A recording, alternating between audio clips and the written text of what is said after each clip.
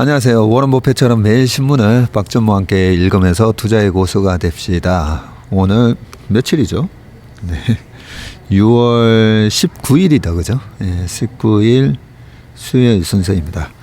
네, 오늘도 여기 시간으로는 6월 18일 화요일 5시 20분이고요. 한국 시장 시간으로는 6월 19일 수요일 오전 9시 20분을 지나가고 있습니다. 4시간을 한국 시간에서 4시간 빼고 낮과 밤을 바꾸면 이쪽 LA 시간이 됩니다. 오늘은 다시 산타모니카에 있는 산타모니카 여기 퍼블릭 라이브러리입니다. 여기 라이브러리 처음 들어봤는데요. 아주 좋네요. 여기 또 야외에 이렇게 공간이 있어서 여기서 퍼블릭 라이브러리에 있는 공짜로 쓸 수 있는 와이파이 접속을 해서 신문기사 발췌하고 지금 이렇게 촬영을 시작합니다. 항상 휴가 나와 있을 때 시장이 빠지면 마음이 안 좋다고 말씀드렸는데 다행히 지금 보니까 우리나라 코스피가 2790. 네, 어제 기사가 뭐 2년 몇 개월 만에 종가 기준으로 2년 몇 개월 만에 2760 얼마를 기록했다 이런 기사를 봤었는데 오늘 2790이고요. 어제 우리 이성준 대표랑 카톡 하면서 이런저런 얘기하면서 아유 그래도 내가 와 있을 때 시장이 좋아서 다행이다. 이번 주 돌아가기 전에 2800 찍었으면 좋겠다. 그런 얘기를 했었는데 2791 제 바람대로 이번 주에 2800 기분 좋게 돌파를 하고 월요일 출근했을 때 그런 얘기를 하면 좋을 것 같아요. 전무님 안 계시니까 시장이 좋던데요. 휴가 좀 자주 가세요.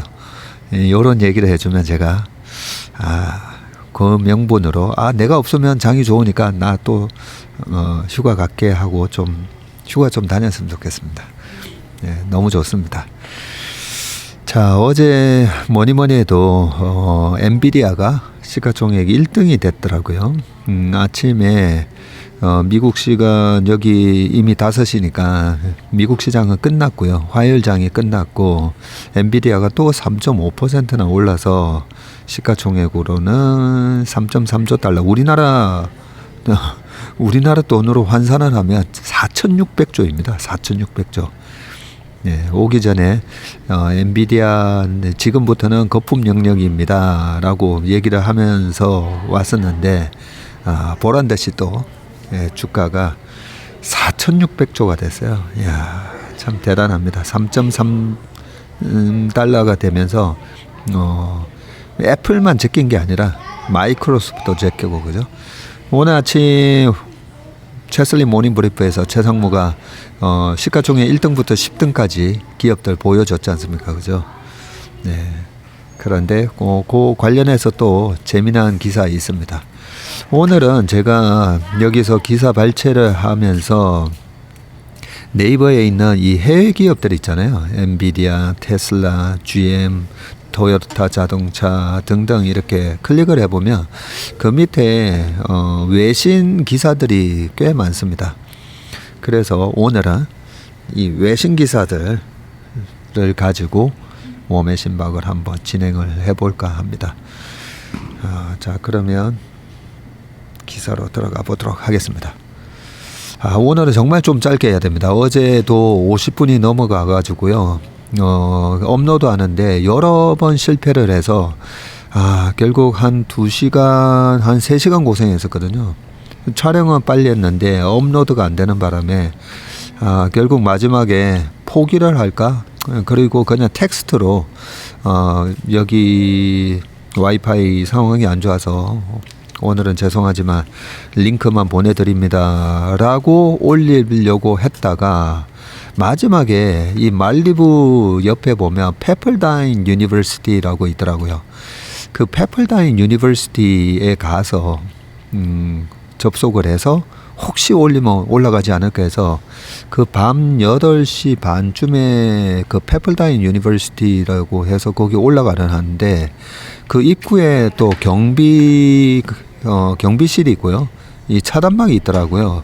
그래서 아이고 큰일 났다. 저기 경비실에서 또 걸리겠구나 했는데 그 앞차가 지나가고 우리 차가 이래 가는데 거기서 또 여성 경비원 분이 손을 흔들면서 문 쫙 열어주면서 손을 딱 흔들어 주는 거예요. 그래서 저희들도 이제 가면서 손 흔들고 지금 뭐 차 한 대 빌렸지만 뒷좌석에 아버지, 어머니, 저희 딸, 저희 집사람, 그리고 앞에는 저희 아들이 운전하고 제가 조수석에 총 6명이나 그렇게 대가족이 좁은 차를 타고 이렇게 올라가는데 손을 흔들어줘가지고 그때보다 되게 기분 좋게 올라갔었는데 그 문이 다 안에는 라이브러리나 다 클로즈돼 있는 상황에서 그 바깥에서 그 와이파이를 접속해서 업로드를 했는데 한 30분 만에 업로드가 된 거예요. 그래서 아들하고 다 같이 야 지성이면 감천이라고 또 미션 어컴플리시드 됐다고. 그래서 어제 겨우겨우 또 올렸습니다. 그러면서 다짐을 했습니다. 오늘은 정말 40분으로 좀 끊겠다고. 그러니까 오늘은 좀 빨리 하려고 하는데 오늘은 이 테슬라 기사부터 엔비디아 기사까지 너무 좋은 기사가 많아가지고 최대한 좀 빨리 좀 해보겠도록 하겠습니다. 시간을 미리 좀 체크를 해놓고 해야 되겠네요. 여기 시간으로 6시에는 무조건 끝나야 되겠네. 자, 첫 번째 기사 어제 테슬라 좀 많이 보셨더라고요. 그래서 테슬라가 과연 100% 올라갈 거다라고 한다면 우리가 체크를 해야죠. 그죠? 그래서 토요타 자동차 시총은 얼마인가 뭐 420조 정도 되는데요. 이것저것 보다 보니까 좋은 기사가 나와 있어서 가져왔습니다. 자, 톰슨 로이터 기사이고요. 앨런 머스크의 수확은 현실과 동떨어져 있습니다 라는 제목입니다. 제목 자체는 약간 시니컬한 그런 기사처럼 보이기는 한데 무슨 말인가 한번 보겠습니다. 자, 뉴욕 6월 18일 로이터 속보라고 되어 있고요. 일론 머스크는 자신이 병적으로 낙관적이라고 말하며 일상적으로 틀린 전망에 대해 관대하게 설명했습니다. 테슬라의 사장은 자율주행 택시 군단부터 토요타 자동차의 생산량을 빠르게 추월하는 것까지 모든 것을 약속했습니다. 더 산문적으로 말하자면 그는 장거리 또는 전기 자동차를 생산할 수 있는 일정에 대해 너무 장밋빛 전망을 해왔습니다. 이제 그는 휴머노이드 로봇이 오늘날 전 세계 GDP의 4분의 1에 달하는 가치를 창출할 수 있다고 말합니다. 계산이 만만치 않습니다. 이게 자동 번역을 한 것 같은데 이 정도 번역이면 괜찮은 것 같습니다. 자, 다행히도 투자자들은 머스크의 주가를 곡선으로 평가합니다. 피지블 알파에 따르면 테슬라는 향후 12개월 예상 수익의 76배에 거래되고 있는데 포드 PR 76배라는 말이죠. 자, 이는 포드 자동차의 6배에 비해서 아주 높은 수준입니다. 현대 기아 자동차도 PR 한 6배밖에 안 됩니다. 자, 분명한 것은 머스크가 단순한 자동차 제조업체 그 이상을 운영한다는 점입니다. 그러나 그의 최신 공식은 정말 머리를 긁적거리게 하는데 긁적이게 하는데 머스크는 지난주 궁극적으로 지구상의 100억 인구가 각각 최소 한 대의 로봇을 원할 것이며 테슬라의 옵티머스가 시장의 10%를 차지할 것이라고 예측했습니다. 저는 이 기사 부분을 딱 읽으면서 이거 오늘 웜의 신박에서 무조건 읽어드려야 되겠다는 생각을 했었습니다. 자, 다시 한번 볼게요. 궁극적으로 지금 인구가 한 80억이 넘는데 그게 정확하게 중국만 하더라도 흑자라고 해가지고요. 주민등록에 올라와 있지 않는 사람들이 꽤 있습니다.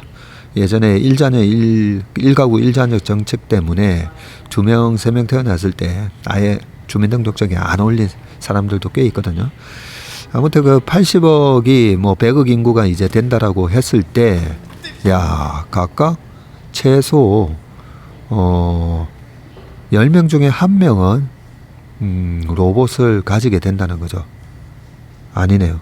지구상의 100억 인구가 각각 최소 한 대의 로봇을 원할 것이며, 그러니까 우리가 지금 한 가구에 차 한 대 있듯이 근데 한 명당, 이것도 너무 장밋빛 전망 아닙니까? 네, 너무 낙관적, 병적으로 낙관적이라고 하는데, 자, 그렇긴 하지만 저는 이 생각 못 해봤거든요. 한 사람이, 한 명이 로봇을 가진다. 야, 그거는 정말 저도 상상을 안 해봤던 일인데, 또 앨런 머스크가 이런 얘기를 합니다. 자, 2만 달러를 충전하면 한 대당 $10,000의 수익이 발생한다는 것이 그의 정리입니다. 2만 달러를 충전한다고? 자, 이렇게 상품화된 제품에는 마진이 많이 남을 것인데, 머스크는 기업 가치를 20배로 낮추기는 했지만 여전히 로봇에서만 20조 달러에 달합니다. 이게 번역이 좀 매끄럽지는 못하다, 그죠? 예, 로봇에 테슬라가 지금 하고 있는 이 옵티머스, 이 로봇의 가치, 우리가 sum of parts라고 하잖아요.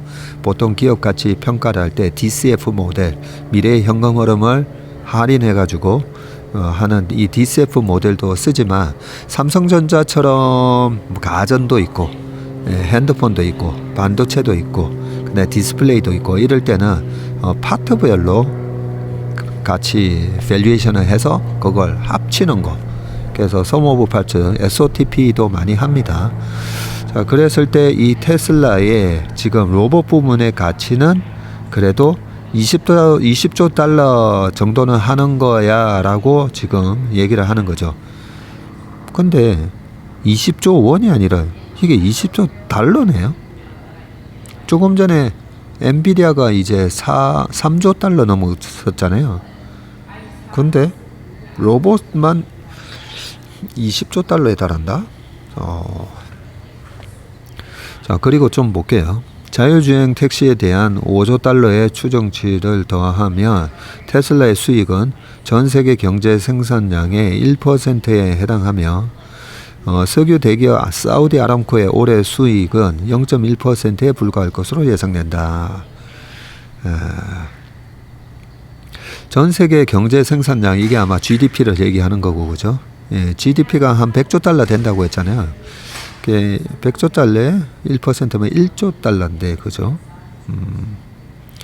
일단 한번 쭉 다 읽어는 보겠습니다.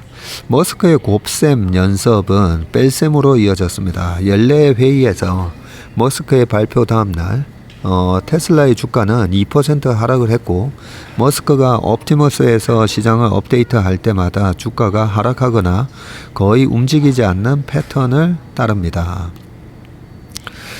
여기 이 표가 상당히 좋네요. 테슬라의 stock swings are more about reality, not robots.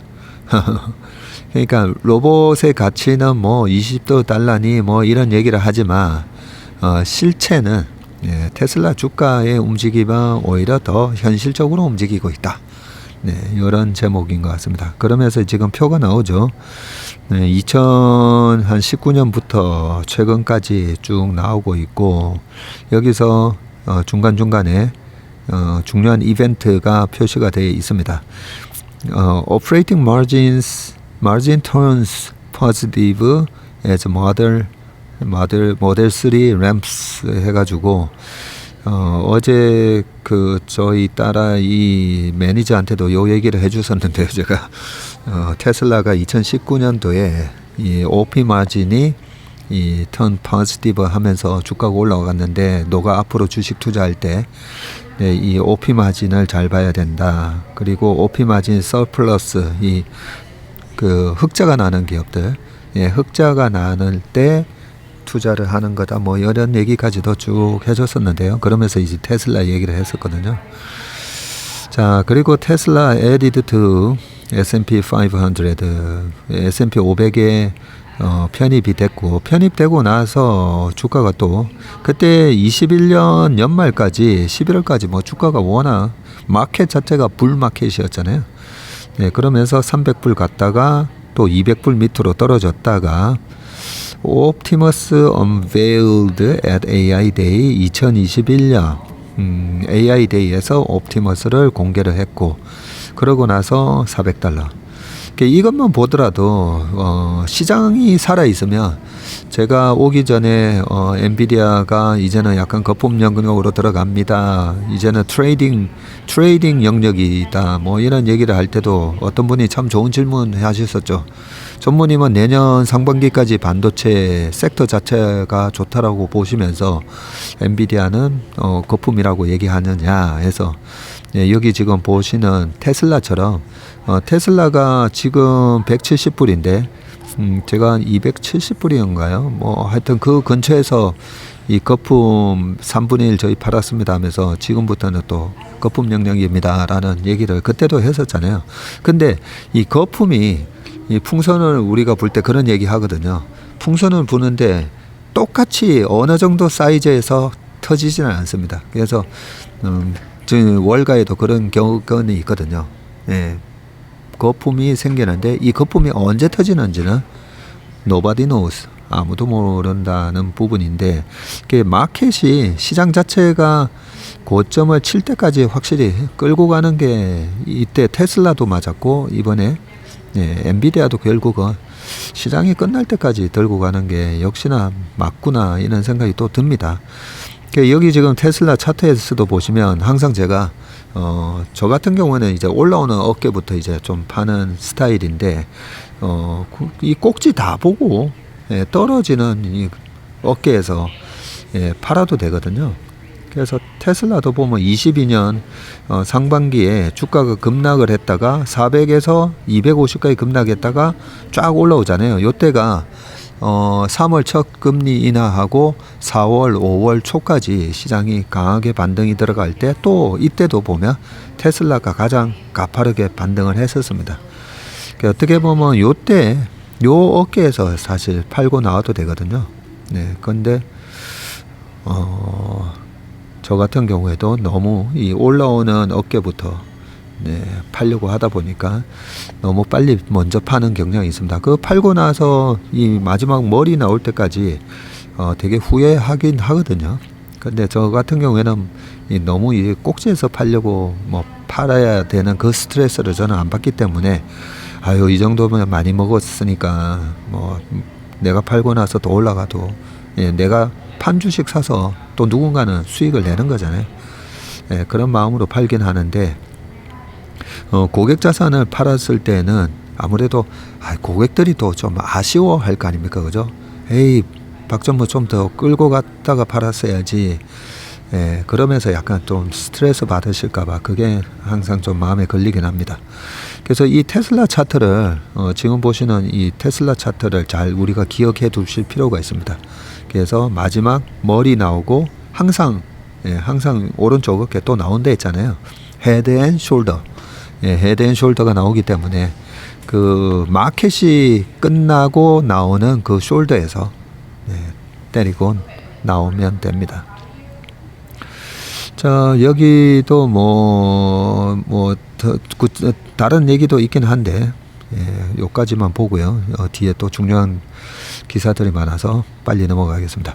개념이 단순할수록 이해하기 쉽다. 최근 머스크가 합리적인 가격에 자동차를 제공하겠다고 다시 약속했을 때 테슬라의 주가는 12%나 급등을 했고, 이 회사의 초기 급격한 상승은 생산량과 이익률의 증가와도 일치했습니다. 문제는 그의 계산이 점점 더 거칠어지고 있다는 것인데, 2027년까지 미국 판매 차량의 절반이 전기차가 될 것이라는 머스크의 예측은 크게 빗나갈 가능성이 높습니다. 그렇죠. 지금 테슬라 모델 S의 1000km 주행거리 목표는 2배나 빗나갔고요. 이 로봇의 예측을 2030년으로 고정하고 10%의 비율로 다시 할인하면 주가는 $4,425로 $200 미만으로 거래됩니다. 요게 뭐가 번역이 되면서 조금 이상하게 됐다 그죠? 하지만 여기서 지금 얘기하고 있는 게 앨런 머스크가 그 전에 얘기했던 거. 2027년이면 미국 판매 차량의 절반, 이 penetration이라고 하잖아요. 침투율. 전체 팔리는 자동차의 50%가 이제는 전기차가 될 거야. 27년이면 했는데 지금 별로 그럴 조짐은 안 보입니다. 2030년에 돼서도 50%만 팔려도 다행입니다. 지금은. 그래서 우리가 이런 천재들, 이런 파이오니어들, 개척자들, 그리고 세상을 바꾸는 혁신가들의 그 얘기를 잘 기억하고 귀담아 들을 필요는 있는데 반드시 그걸 믿으면 안 됩니다. 예, 투자자로서 그런 큰 그림.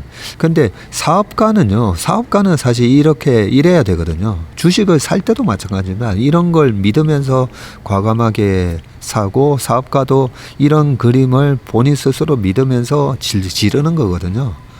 그래서 너무 본인 스타일이 위험을 회피하는 성향. 저는 오히려 약간 보수적이라고 했잖아요.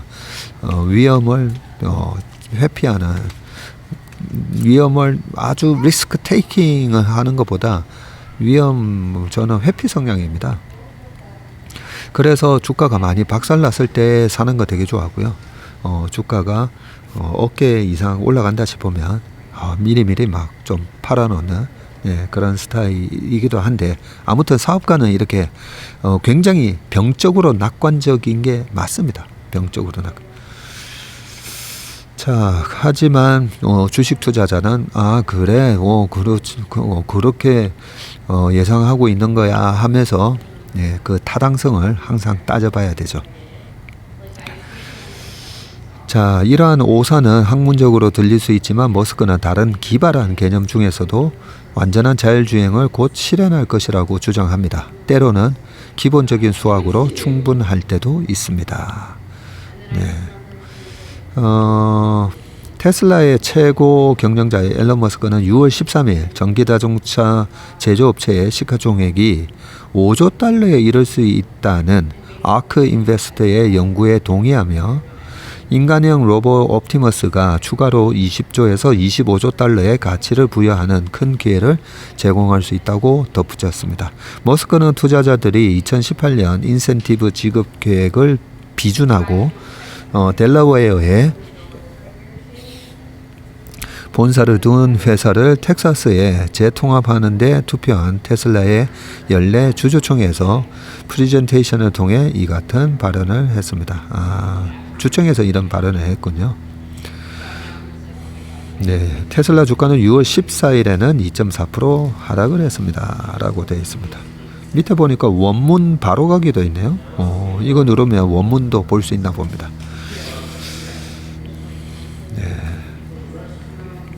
재밌다 그죠?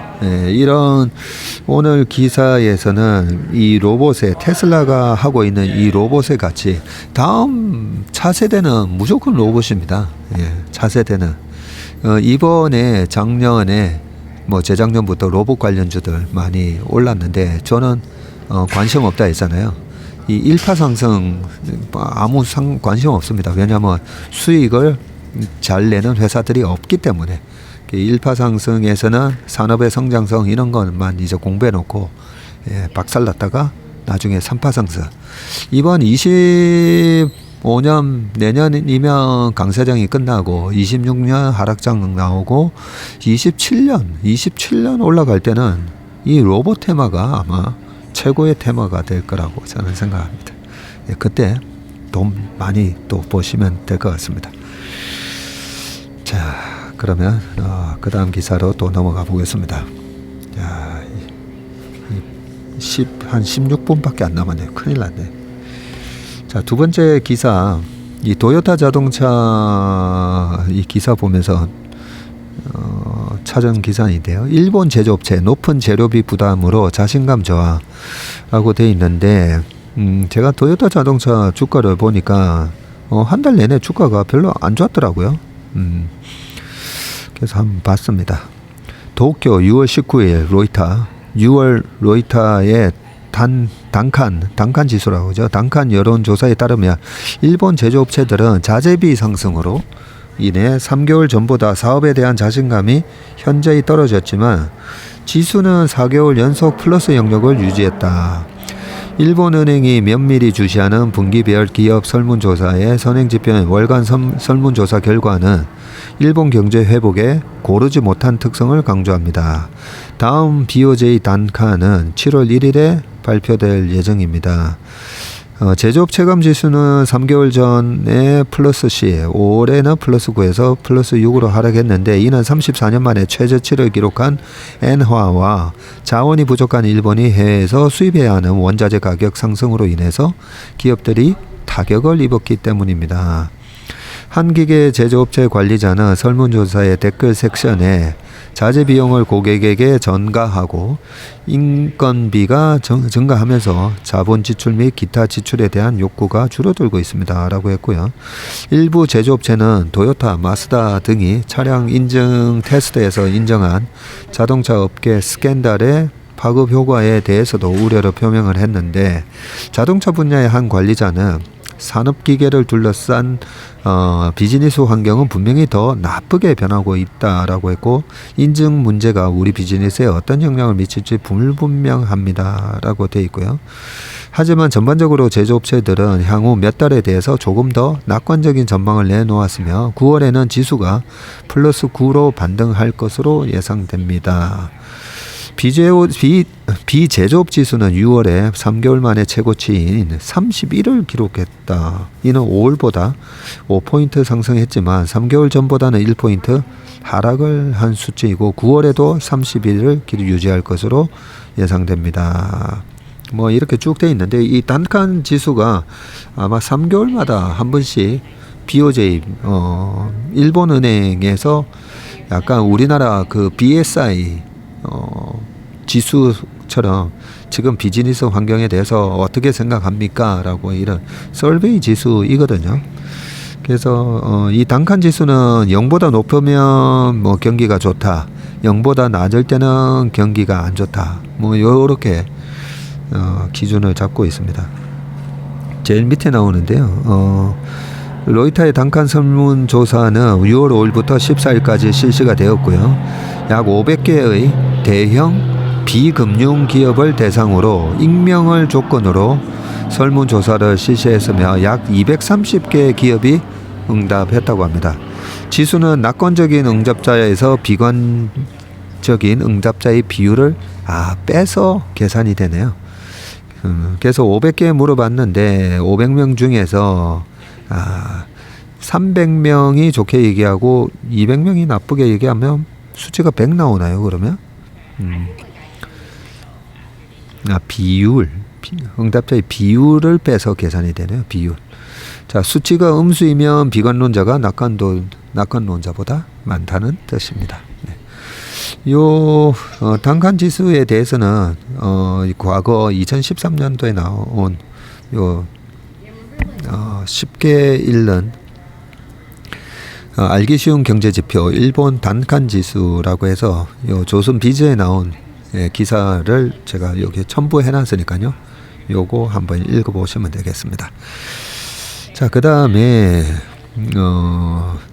이 자동차 조금만 더 얘기를 해보겠습니다.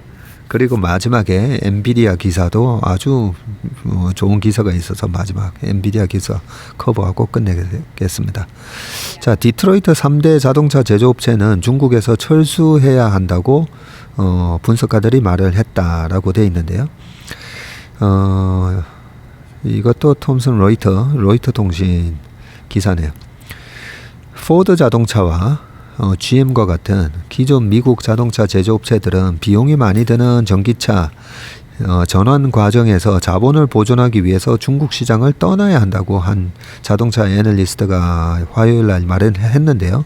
뱅크 오브 아메리카 증권의 존 머피라는 애널리스트가 디트로이트 3인방이 가능한 한 빨리 중국을 떠나는 것을 봐야 한다고 생각합니다 라고 하면서 연례 보고서인 자동차 전쟁 에서 이렇게 얘기했다고 합니다. 이 머피의 빅3에 대한 지침은 테슬라 같은 전기차 제조업체는 물론 해외 자동차 제조업체와 경쟁력을 갖추기 위해 취해야 할 가혹한 비용 절감 조치에 대한 논의 중에 나왔고요. 예상보다 부진한 전기차 판매에 대응하기 위해서 포드, GM 그리고 스텔란티스, 지프를 또 생산하고 있는 이 스텔란티스는 모든 사업 부문에서 비용 절감에 주력하고 있는데 머피는 특히 현재 수익의 대부분을 차지하는 자동차 제조업체의 가스 엔진 사업 부문에서 지출을 줄이기 위해 더 과감한 조치를 취해야 할 것이라고 경고했고요. 핵심 비즈니스를 매우 공격적으로 관리하세요. 그리고 그것은 정말 힘든 약입니다. 정말 힘든 일이 많습니다라고 머피는 디트로이트 교회의 자동차 기자협회가 주최한 이 행사에서 말을 했네요. 세계에서 가장 큰 자동차 시장인 중국은 특히 최근 몇 년 동안 많은 외국 자동차 제조업체들에게 비우호적인 시장으로 판명이 되었고요.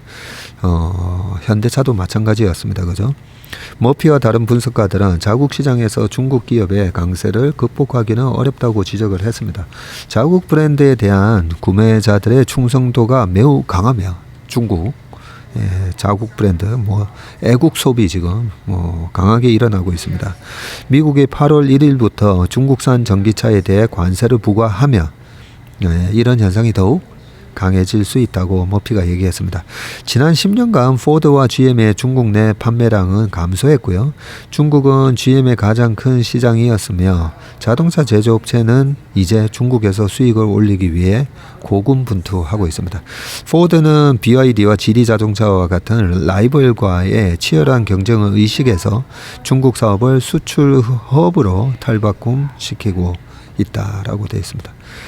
2009년이었죠. 2008년 금융위기 있고 나서 2009년 그때 칠공주 장세, 그 칠공주 장세에서 현대차, 기아차 있었고요. 그리고 2010년, 11년, 12년 넘어갈 때 이때는 차화정 장세. 그리고 마지막 해에는 삼성전자와 자동차가 올라가면서 전차 부대 이런 식으로 테마를 일컬었었는데요. 그 처음부터 끝까지 있었던 그 섹터가 바로 자동차였고, 그 중에 현대 기아차가 2009, 10, 11, 12 거의 4년 동안 대장주 역할을 했었습니다. 그때만 하더라도 북경 3공장, 그 다음에 북경 4공장, 전 세계의 제1시장, 중국 시장이 고성장을 하는데 2천만 대가 팔리는 시장에서 현대차가 나름대로 그때 북경 현대라고 해가지고 사드 보고기 있기 전만 하더라도 중국이 한국을 감싸는 정책을 썼었죠. 그렇게 한국을 감싸는 정책을 쓰면서 북경 현대하고 북경에 다니는 택시를 현대차로 하면서 현대차가 날개를 달았죠. 그 택시를 하면 처음에는 우리는 택시 하면 그렇게 고급차라는 이미지는 없잖아요. 근데 당시만 하더라도 북경 현대로 해서 많은 중국인들이 현대차를 타보고 현대차 참 괜찮네, 이런 마케팅 효과가 있었던 거죠. 그랬던 현대였지만 결국은 중국에서 뼈아픈 구조조정을 하게 되고 중국 현대, 북경 현대를 따라 나갔던 그 밑에 많은 1차, 2차 밴드들, 회사들이 정말 망하는 회사도 나왔고요. 망할 뻔한 회사들 되게 많았습니다. 그런 거에 대한 경고를 이 머피라는 애널리스트가 경고를 하고 있습니다. 머피 하니까 제가 머피가 누구였지 하다 보니까 인터스텔라의 그 주인공 이름이 머피 아니었나 갑자기 생각이 드네. 잠깐 시간이 34분. 자, 6분 안에 끝내야 됩니다. 인터스텔라 이런 거 얘기하고 있을 때가 아니다, 그죠? 그래서 인터스텔라의 마지막 장면에서 머피 행성, 머피 그런 우주 정거장이 생겼는데, 그래서 내 이름을 따서 머피라고 지었느냐 했더니 아니요. 당신 따님. 네, 따님의 이름을 따서 머피라고 지었다라고 했던 것 같습니다. 자, 야, 이거 갈 길이 먼데 참. 자, 요 재미난 기사 하나 있습니다. 마천루의 저주. 우리나라에서 사옥만 지으면, 예, 약간 징크스 같은 게 있다라고, 예, 저번에 말씀드렸었는데, 마천루의 저주라고 있습니다. LA 빌딩에 물린 대한항공이라고 되어 있는데요. 자, 마천루의 저주. 마천루 하면 스카이스크래퍼라고 하잖아요. 하늘을 긁는다라는 뜻인 스카이스크래퍼 curse. 예, 저주. 자, 라는 속설이 있다. 초고층 건물을 건설한 국가는, 네, 경제 위기를 맞는다는 가설인데, 미국 엠파이어 스테이트 빌딩 높이 381m가 완공돼 1931년. 야, 이 엠파이어 스테이트 빌딩이 1931년에 완공됐었군요. 그리고 완공되고 대공황이 찾아왔다. 말레이시아의 페트로나스 타워. 이 페트로나스 타워에 미션 임파서블 장면이 막 떠오르네요. 미션 임파서블 맞죠? 네, 페트로나스 타워 452m가 준공된 1997년에 아시아 외환위기가 외환위기를 맞았다. 대한항공도 마천루의 저주에 걸려들었다는 지적이 나온다. 이 회사는 2017년에 미국 캘리포니아의 최고층 빌딩인 월셔 그랜드 센터를 준공했다. 이 빌딩은 막대한 적자를 내면서 대한항공 곳간을 갉아먹는 미운 오리로 전락했다. 금감원에 따르면 대한항공은 오는 25일 미국 자회사 한진인터내셔널의 주주 배정 유상증자에 참여해서 5,511억 원을 출자하네요. HIC는 유상증자를 통해 조달한 자금으로 4억 달러 규모의 차입금을 상환할 계획이라고 합니다. 이 HIC가 미국 캘리포니아주 LA의 초고층 빌딩인 월셔 그랜드 센터를 운영하는 업체이군요. 이 회사는 1989년 힐튼으로부터 월셔 그랜드 호텔을 인수했고요. 2012년 월셔 그랜드 호텔 재건축을 결정을 하고 2017년에 최첨단 호텔 오피스 빌딩이 월셔 그랜드 센터를 완공을 했습니다. 공사비로만 1조 1천억 원을 투입을 했고요. 월셔 그랜드 센터는 73층 건물인데 335m네요. LA의 랜드마크로서 빌딩 꼭대기에는 대한항공 로고가 부착됐다고 합니다. 이 건물은 현지 한인들에게 상당한 자부심을 부여하는 상징적인 존재이지만 이제는 대한항공 골칫덩이로 전락해버렸고요.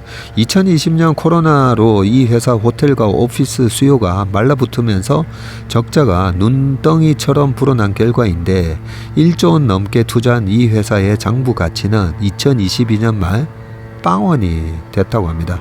대한항공은 회사 사정이 나빠진 2020년에 이 빌딩의 매각을 추진했지만 성사되지 않았고요. 지난해 부랴부랴 이 회사에 9,500억 원을 출자했는데요. 하지만 HIC는 지난해에도 1,042억 원의 적자를 기록하는 등 재무 구조가 크게 나빠졌고요. 운영 자금이 말라붙자 대한항공이 또 재차 이달에 5,500억 원을 추가로 지원하는 것입니다. 대한항공이 공사 대금과 지난해와 올해 출자 대금으로만 HIC에 2조 6천억 원을 쏟아부었는데 대한항공이 2022년에서 2023년에 벌어들인 순이익, 이 순이익이 2조 8,586억이었는데 이에 육박하는 규모를 HIC에다가 쏟아부었네요. 네, 이쪽에서 돈 벌어서 저쪽으로 다 밑빠진 독이네. 항공업으로 번 돈이 월셔 그랜드 센터 적자를 메우는 데 쓰인다는 지적이 나온다. 이래서 대한항공 주가가 못 올라가네. 네. 밑에 밑빠진 독이 있습니다. 이 건물을 한번 가보고 싶네요. 가서 얼마나 이 다시 재건이 될 만한 건물인지 아니면 계속 상태가 어려운 그런 건물인지 혹시 LA에 계신 분들은 요 건물 상태에 대해서 댓글로 좀 남겨주시면 좋겠습니다. 자, 마지막 기사입니다. 엔비디아 시가총액 1등이 됐는데 굉장히 재미난 기사가 나왔습니다. 자, 그래픽 AI 열풍으로 세계에서 가장 가치 있는 회사로 부상한 엔비디아.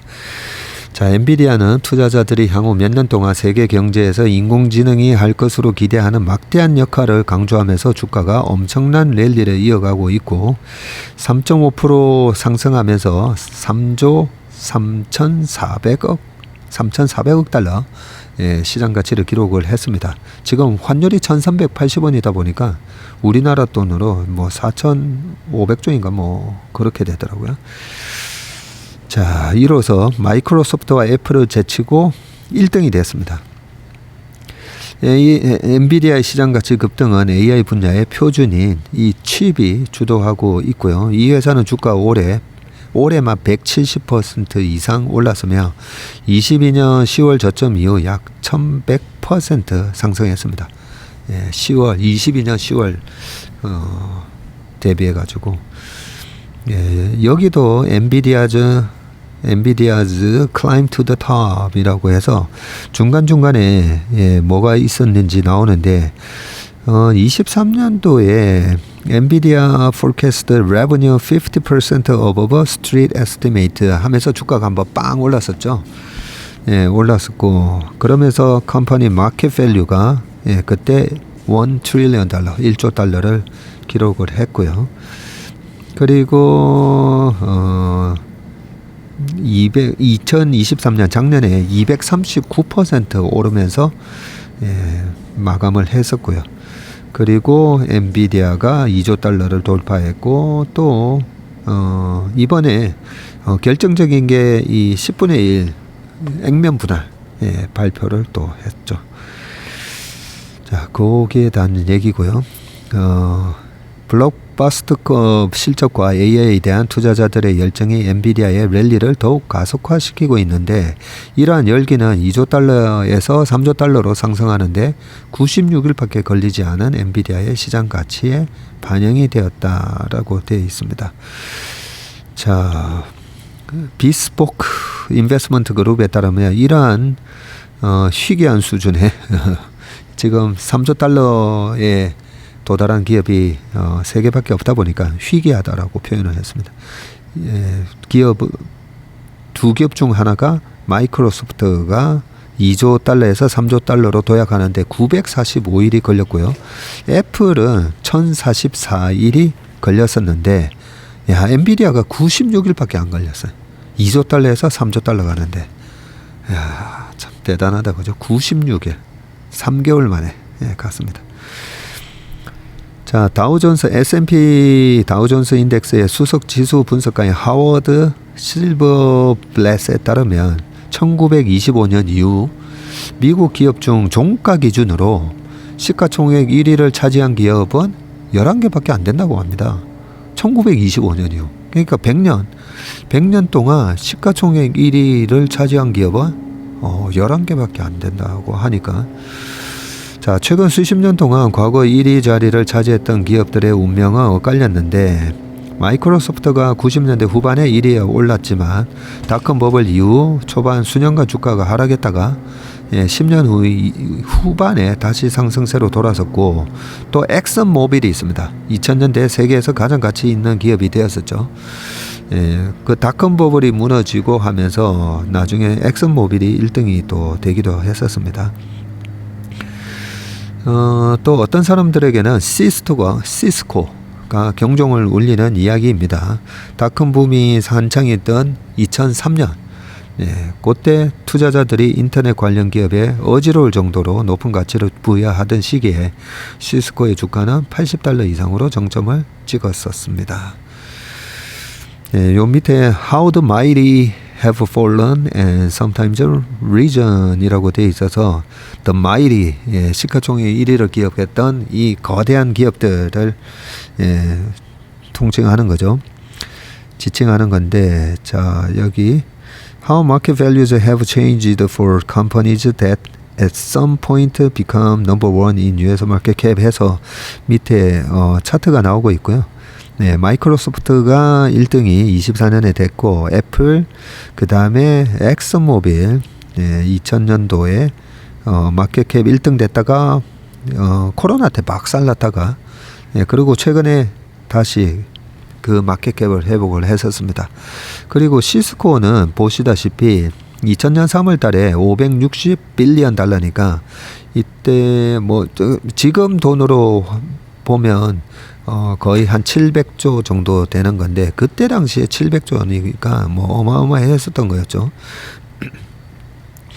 그리고 그때 GE도 600빌리언 달러 기록을 했었습니다. 6천억 달러 기록하고, 지금 보시다시피 G는 이렇게 계속 고점과 저점이 낮아지는 하락 패턴이고요. 최근에 그 뭐 발전 이런 것 때문에, 원자력 요거 때문에 주가가 반등이 들어오고 있지만 네, 과연 300빌리언을 다시 회복할 수 있을지는 모르겠습니다. 이거 시간 또 50분 되면 안 되는데. 자, 비스포크의 분석가들에 따르면 최근 인터넷 인프라를 지원하는데 필수적으로 적인 제품으로 여겨지는 엔비디아와 시스코의 요 비교는 제가 몇 번 영상에서 말씀드렸으니까 참고하시고요.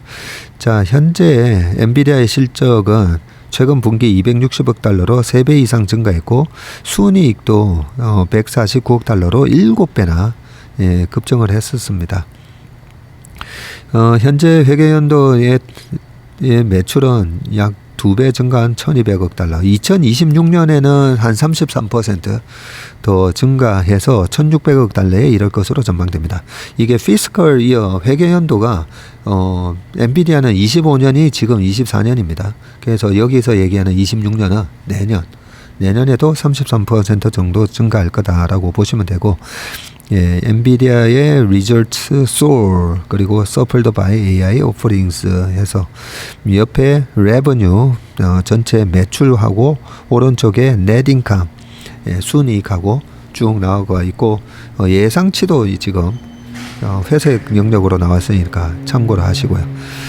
밑에 쭉 보면요, 엔비디아의 최근의 주가 수익 비율이 PR이 43배까지 올라왔고, 연초 25배보다는 높지만 작년 대부분 기간에 도달했던 수준보다는 낮은 수치이고, 반면에 지금 S&P 500은 PR 21배에 거래되고 있다라는 얘기입니다. 밑에도 엔비디아의 Rising Valuation이라고 해서 지난번 22년 초에 기록을 했었던 그 엔비디아의 PR은 그때는 80배가 넘었었습니다. 이게 23년에 기록했던 레벨이네요. 자, 엔비디아의 가장 두드러진 성과를 보였지만 인공지능의 수익 잠재력에 대한 열광으로 혜택을 본 주식은 엔비디아뿐만이 아니고 슈퍼마이크로 컴퓨터와 암홀딩스를 비롯한 다른 기술 기업의 주가도 올해 급등을 했습니다. 라고 하면서 밑에 엔비디아 주가 차트도 나오고 슈퍼마이크로도 나오고 마이크론, 암, 그리고 델 컴퓨터 주가까지 같이 이렇게 쭉 나오고 있습니다. 네. 그런데 항상 우리가 대장주가 뭐 이래저래 다 비교해 봤을 때, 야, 이제는 약간 거품 영역으로 들어갔다라고 했을 때 절대 후발주자 사시면 안 돼요. 후발주자. 네, 이 슈퍼마이크로 컴퓨터도 보면 AI의 그 데이터 센터를 만들어주는 그런 거 하는데, 그 영업이익률이 엔비디아처럼 안 나옵니다. 델 컴퓨터도 마찬가지고, 무조건 이 영업이익률 체크하시면서 영업이익률 한 10%도 안 나오는 기업은 절대 사시면 안 된다. 요 얘기로 마무리를 하도록 하겠습니다. 오늘 웜의 신박은 산타모니카 퍼블릭 라이브러리에서 박세익 전무가 또 전해드렸습니다. 오늘 하루도 행복한 하루 되시길 바라겠습니다. 고맙습니다. 참고로 여기 날씨는요 16도에서 21도입니다. 제가 기사 보다가 한국 날씨가 엄청 덥더라고요. 그리고 어제 후드티 입고 너무 더워 보인다 하셔서 여기는 춥습니다 지금. 네, 아무튼 더 덥다고 하니까 더위 신경 쓰시고요. 건강 유의하시기 바라겠습니다. 고맙습니다.